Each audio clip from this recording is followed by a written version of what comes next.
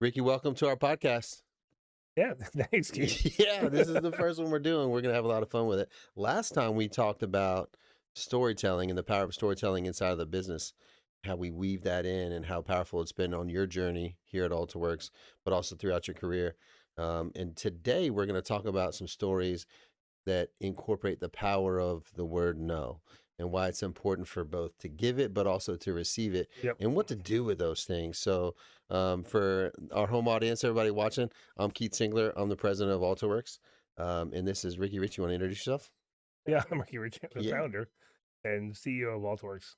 I just use that title so Keith can't have it. That's right. He doesn't want my job. He does all the work. I don't want his job. So my job now is just giving him the support he needs, and part of that is helping him, learn about storytelling That's right. and how to use it in the business. Yeah. And now I'm a storytelling evangelist, if you will. Yeah. So Keith is take the mic with Scott Mann, which is one of the best storytelling speaking classes you can take. So hopefully you're making it through your 13-week grind. I'm making it through the grind, man. I think I'm on module 6 or 7. Are you using the fast forward? Using the fast forward, listening to him on like 2.5. Yeah, You know? I didn't go that fast, but I'm making it through and learn a lot of things. Speaking of learning a lot of things, what we do as a sales culture here is we talk to agents and resellers, people that want to sell our product, people want to use our product, customers directly. And one of the things that we hear from time to time is the word no. Yeah. And we really want to sometimes dig we into don't those hear the word things. no, but we need to hear the word. Sometimes Yeah. getting a fast no is actually a good Yeah. thing. It saves you a bunch of time. We're going to get into that a little bit. Yeah.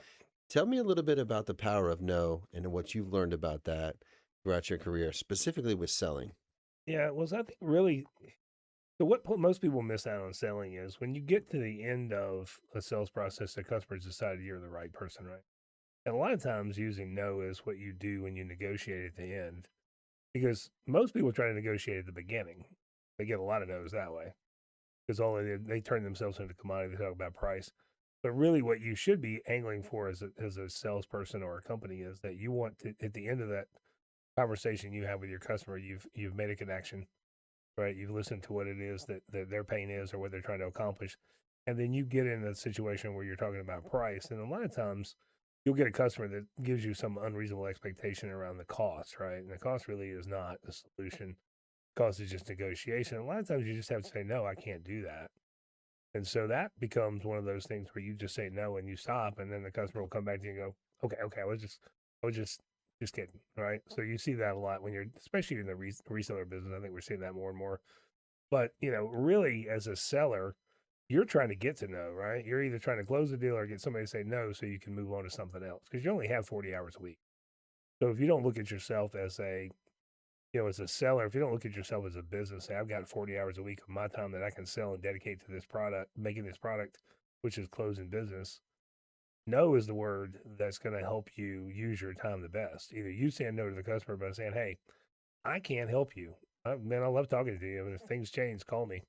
But today I can't help you. Or suggest somebody else that can help them. Sure. That's really where you want to go. You either want to, get that no from the customer and move on, or really understand when you're negotiating how to use no and to really finish closing the deal. It's not about manipulation. It's really about, what your prices are. So go ahead and say no if you can't meet their requirements there. Yeah, it's interesting. A lot of salespeople and companies in general with their sales, how they actually work through a negotiation. Hearing the word no just means that they have to try to find a way to manipulate the customer into saying yes after they've already gotten a no. And we feel like that's super dangerous. We don't teach our salespeople. We don't operate that way. Sales is not a manipulation. I remember talking to a guy who interviewed with me, and he said, "Hey, I can sell ice to Eskimos." And I knew right away that, that's a figure of speech, but at the same time, it's like, that's not really what we're trying to do. Eskimos don't need ice. They don't need ice. They need something else. So, when it comes to the power of no, oftentimes what I'm hearing when I'm training our salespeople and I'm training the people that are selling inside of our channel to tell our story properly is when you're going through those things, make sure that you ask all the right questions to make sure that no is really a no. Because Right. you could get no's prematurely.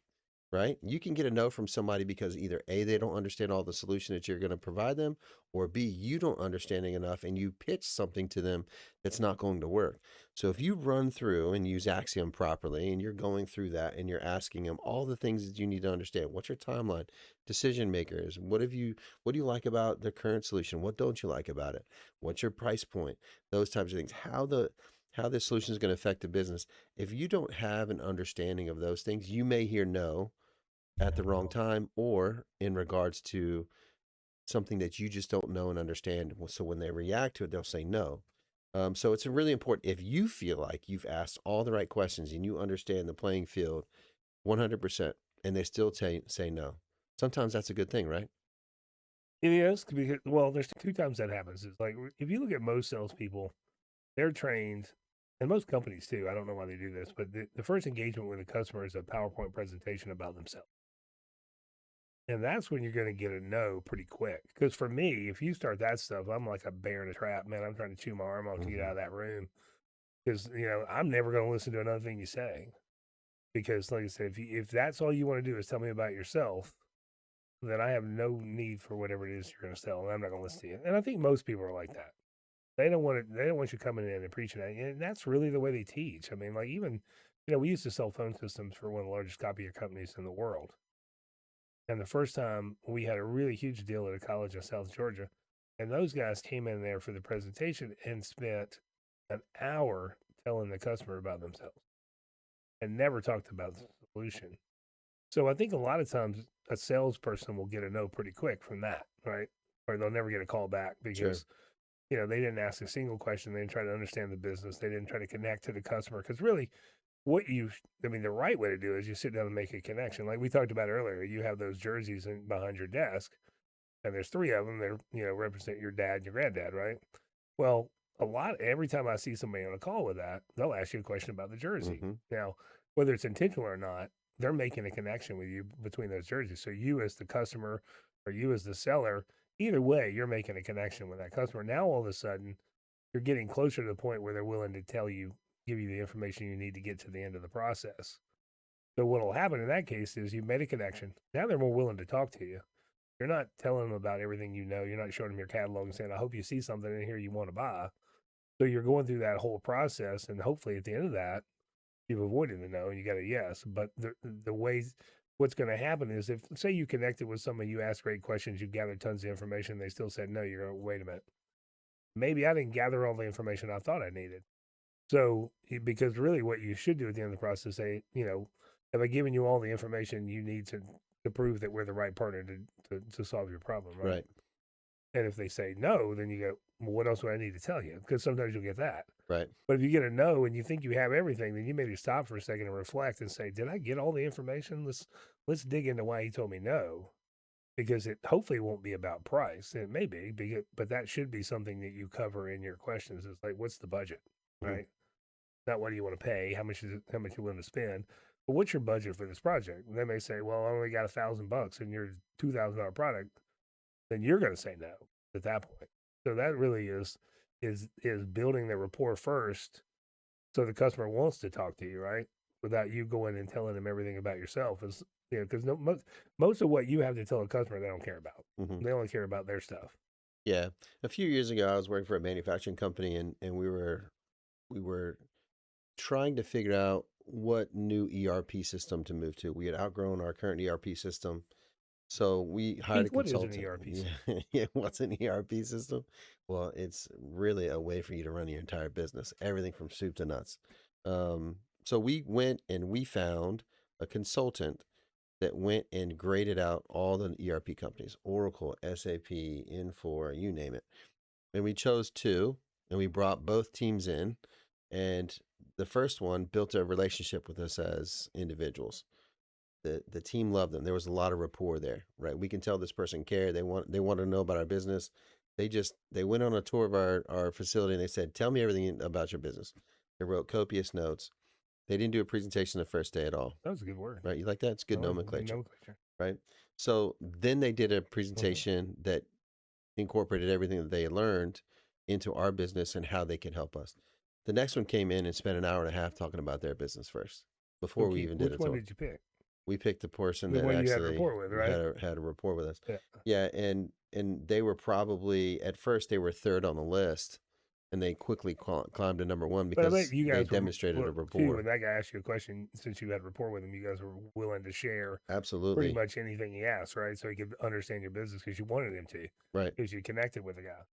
The other guy, you couldn't wait for him to leave, probably. Right. We couldn't wait, and we had an exit survey that our consultant conducted with them, and the company that just talked about themselves couldn't understand why they didn't win the business, and Because she we're the basically best, she right? had to educate them and say, "Look, you went about this the wrong way. We already knew who you are. We asked you to come here. Right. Remember, we went and found you, Right. so That we goes had a good back to, idea I for think it we were already." talking about this the other day. When, see, and this is, I think, where a lot of people fail to understand is that, if you go back and read a sales training book from the 80s, right? What happened then is different than what happened now. So now, in the 80s, you had to educate the customer a lot of times. Now, when you engage with a customer, they're either, depending on whose number you use, they're 57 or 75% through the process before they ever sit down and talk to you. So what does that tell you? It's, you don't really need to educate them that Right. much. You need to build rapport and connect with them, because buying is an emotional thing. It's not a logical thing. It's an emotional thing. People buy from people that they trust and they feel like they have your best interest at heart. So that's just that your story illustrates that. You guys liked the guy that talked to you and asked you questions about your business. You probably went to lunch together and Hmm. you probably talked about basketball or soccer, one of the two. I'm not sure. But it's probably one of those two things. And you guys built rapport over that. Or maybe the guy was from Virginia.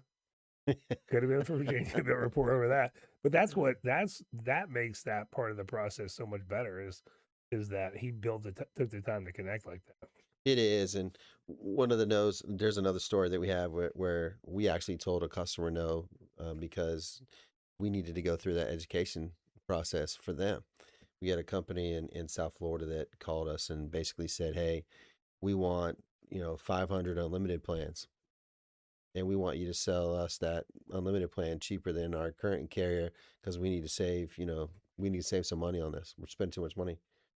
So we listened to them, we talked to them, and quickly, after asking them for a copy of some usage, across the board, we could quickly see that they didn't need unlimited plans. What they needed was a smaller plan that we could actually pool and we could optimize for them from a mobility standpoint. So what happened was we told them no, we weren't going to sell them unlimited plans at a cheaper price than what they were going to try to get from their their vendor, their current carrier, because that's not what they needed, right? Yeah. So us telling them no actually walked them down a path to further savings, a bigger impact for their business because they didn't necessarily know exactly what they needed. So then what that turned us into is it turned us into a trusted advisor, right? Yeah. Yeah. Because sometimes you gotta say no and walk away from an opportunity when it's not the right thing for a customer. Yeah, or they're asking for something that doesn't necessarily impact their business as much as something else that you could Yeah. provide them with. And some of that is education. So, we told them, no, we're not going to do that, but here's what we can do, right? When somebody tells us no, we do this on the executive team. It's like, oftentimes as a visionary, you'll toss something out to us and you don't want to hear no, we can't do that. You want to hear, we can do it, and this is what it's going to take to do that, right? Right. So that flips the no to a possibility. It overcomes that obstacle. So the power of no is real. Education is a real thing. Making sure you build a rapport with people. All of those things in that sales cycle are super important. One of the first no stories I ever had as a customer, I had a customer call me one time. So I went to see him. He owned it was a distributorship for tires for 18 wheelers, right? So it was a big garage. And he says, I need a new phone system. So I went and looked at his phone system, and I was still pretty new in the telecom business. But I looked and it's like, well, you got this empty port right here. Why don't we just plug an analog phone into this port and hang it on the wall? That's all you need. We just need to program that port and it'll work. He wanted a phone in the garage, right? He goes, you're the third person I've talked to, and everybody else has told me I need to buy a phone system. And they're actually giving Mm. me quotes. It's like, well, no, you don't need one. All you need is the phone. So I said, go to, back then it was Big B. It's not, today I would have sent them to Walmart, I guess. But to go get an analog phone, well, not you couldn't get one at the store now, but to go get an analog phone, when you get it, call me. I'll schedule a guy to come out and program that port, and you got a phone. He goes, that's great. Everybody else tried to sell me a phone system. That guy called me back 2 months later and bought 6 phone systems because I told him no, you don't need a phone system.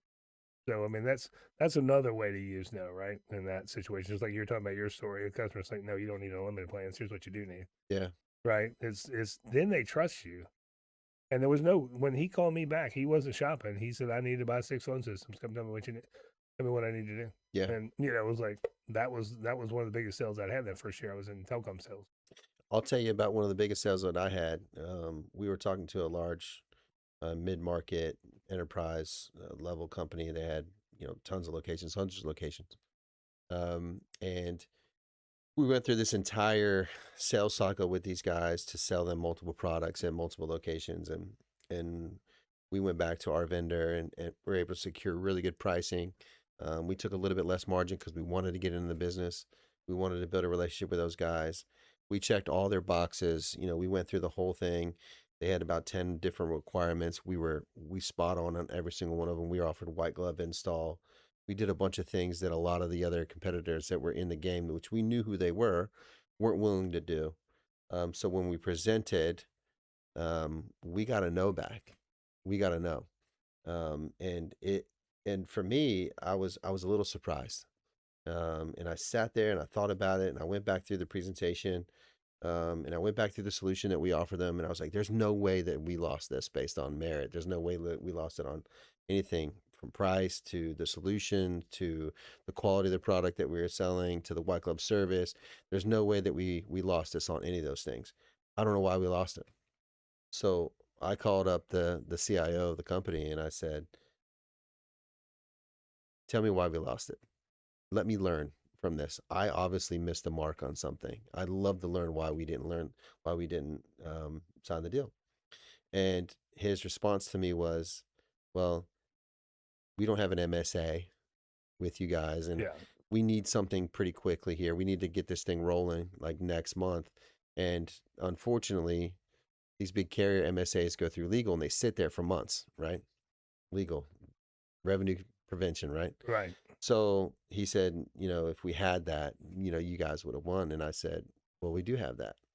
Remember back in the fall, we sold you a little small piece of hardware that included the MSA, enough in the MSA language to cover us for everything that we would do on this even larger deal. And it sparked a memory in him. We did some digging, and sure enough, he had an MSA that covered him. His team was comfortable with it. We were comfortable with it. We did some communication back and forth, and lo and behold, they gave us the business. Yeah. So that's another important place where you're experiencing a no. Scott Mann, who's a friend of ours, right? He's a retired Green Beret lieutenant colonel. But one of the things that Scott talks about a lot is when they were, doing operations. After the operation, they always did a debrief. And then Scott and I were talking about this the other day as it relates to sales. If you lose, then that's the time you really need to go back and debrief with the customer, right? And find out why.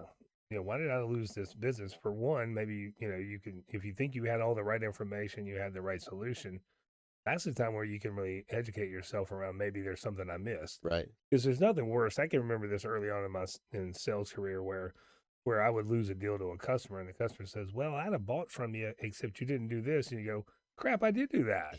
Yeah. I just didn't think to ask Right. about it, right? I Right. wasn't thorough and I didn't ask and understand all the things the customer is going to use to make a decision. Because that's really what you're trying to do when you're asking these questions is one, you want to figure out what the pain is. And then two, how do they make decisions? And three is what are the things you're going to use to decide, right? How are you going to decide who's best to help deliver this solution? So if you've done a great job with that and you still get a no like you did, you go, wait a minute, there's something else here. And let me go back and debrief with the customer. Because most customers will tell you, some will run and hide because they're embarrassed they said sure. no. But really, I mean, like I said, if it was an honest and you really made a good connection with that guy, they're going to talk to you about it. Yeah.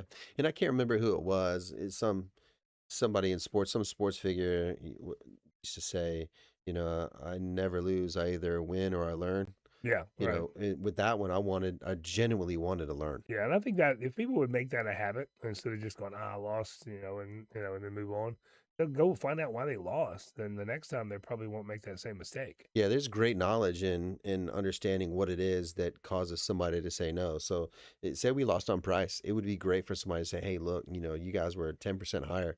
That may be something I can take Maybe back to yeah, marketing our product and say, "Hey, are we too high?" Somebody do some market analysis on it. Are we really too high? yeah, If they lost because they didn't think that, we could offer anything that would help them scale, then that's great knowledge. Hey, I to your point, I do that. I can help you get bigger. I've got things that we can roll out yeah, with automation. I just didn't think to ask. So all of those things, those are the learning aspects of no that I think no is really powerful. But if I'm yeah, not doing that, I'm missing the boat on several different things, nuggets of information that I can use to be better as a business, yeah. but also better at sales. It was funny yesterday. I was talking to somebody about an opportunity, and he goes, "Are you guys big enough to handle this?" I said, "Well, we the fourth largest city in the United States is one of our customers. Does that count?" He goes, "Okay, Yeah. that counts." All right. So, like I said, it's still you want to avoid those no's. It's about the great questions, right? And really understanding what are you going to use to decide. Yeah. Yeah. Absolutely.